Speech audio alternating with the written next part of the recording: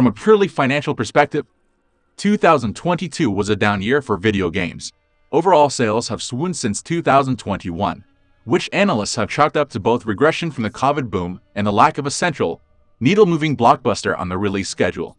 It's hard to squabble with that point as you take stock of the cycle.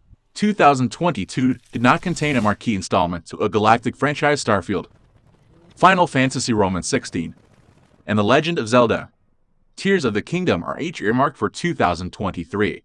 Instead, we received a constant trickle of eccentric beat projects that seem destined to appeal, unapologetically, to a very specific type. Our top 10 list for 2022 contains 90s worshipping arcade throwbacks, woolly economic simulators, eldritch dungeon crawls, and ultra-high concept RPG. There was always something fascinating on the horizon this year, and while gamers weren't swallowed up by a white-hot zeitgeist, the hobby never ceases to blow our minds.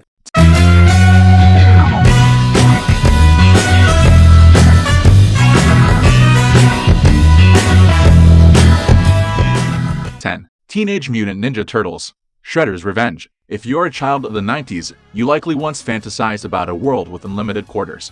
The Teenage Mutant Ninja Turtle arcade games, the paneled barbershops, and bowling alleys were notoriously difficult, designed specifically to separate you from your allowance by the time you hit the second level. But in 2022, millennials finally had the chance to enact their revenge.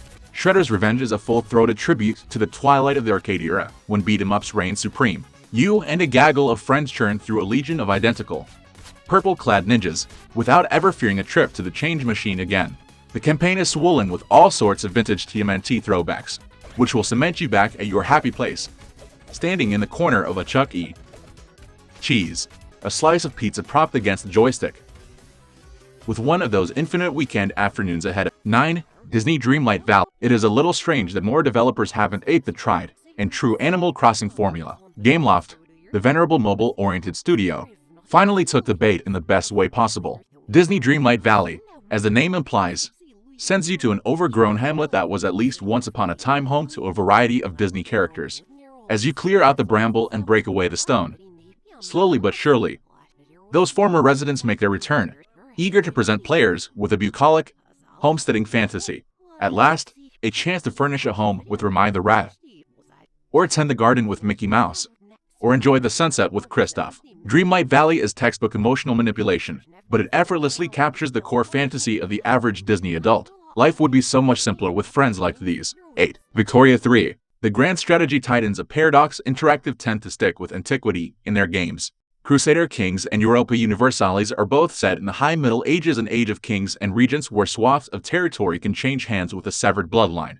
But Victoria 3 shifts the parameters to the 19th century, where the stakes are a tad more relatable. You are given the controls of the commodity market at the dawn of globalization, managing an economy, organizing trade routes, and charting the political future of your people. Will you plunge the United States into socialist revolution, grind the East India Trading Company to a halt, reverse the forces of colonization in the heart of Africa? Victoria 3 gives us the world. Results may vary. 7. Stray. A lot of ink has been spilled over what made Stray, the debut game from French indie Blue 12 Studios, such a massive hit over the summer. Is it the low-key cyberpunk aesthetic, the tastefully implemented puzzles, the plights of the sad sack robots inhabiting this fallen world? No, not at all. Stray succeeds because it is a full-throated love letter to cat people. Your orange tabby can scratch up carpets, ruin couches, haphazardly knock over household items, and make those uniquely feline leaps into tight spaces.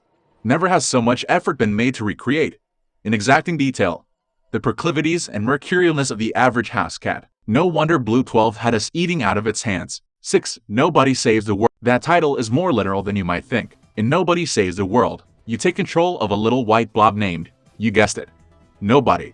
He's slow, feeble, and weak-minded, but he can transform into a whole slew of RPG archetypes to conquer the dungeons splayed across the saturated Saturday morning cartoon landscape. Yes, Nobody can become a wizard or a warrior who are both outfitted with tons of D tropes, but he can also swap into a turtle equipped with a ricocheting Koopa Troopa attack, or a slug who can ink the combat arenas with speed-dampening slime. That is when Nobody Saves the World sings, ping-ponging between a litany of forms and finding the peculiar synergies within. As it turns out, a rat and a dragon make for a devastating 1-2 punch. Oftentimes I finish an RPG with a lingering regret that I rolled the wrong character, and that I would have had more fun with, say.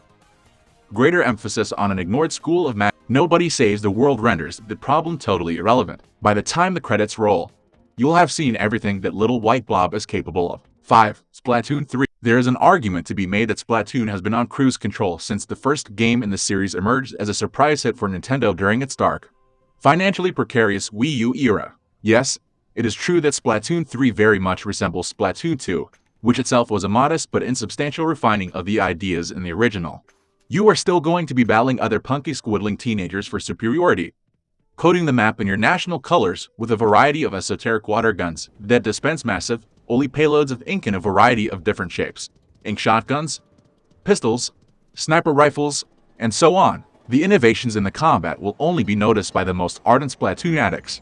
The ability to boost out-of-wall runs is surely transformative for the uber-competitive scene, but will mostly be unnoticed by laymen. And yet, Splatoon 3 is the best the series has ever been, and it's rarely left my Switch for long. There may come a time when Nintendo needs to drastically re-engineer the blueprint. For now, I'm more than happy with a few new wrinkles and lively multiplayer servers every couple of years. 4. Marvel Snap. You can complete a game of Marvel Snap in 3 minutes. This is a Magic-style collectible card game shrunk down to its base atomic particles. You'll have a deck containing only 12 cards, and over the course of 6 turns you'll battle for supremacy at 3 different locations. Win 2 of them, and you'll claim victory. The design team is made up of Hearthstone veterans, who they bring the game's silly, flavor-rich splendor to the Marvel Universe. For instance, Mr. Fantastic, with his long limbs, can boost your power at 2 adjacent locations at once. But by far, the team's best innovation is its titular gambit. If you think you're ahead even on turn 1, tap the snap button at the top of your screen.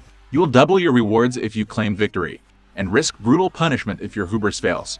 Marvel Snap is built for bathroom breaks and subway station transfers, and it passes the test with flying colors. 3. Tunic. Tunic is a Legend of Zelda game with a deviant streak.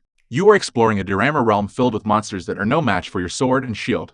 But you'll quickly discover that everything in this game, the dialogue, the signs, even the pieces of the universe manual you find scattered around the atlas, is written in a coded language.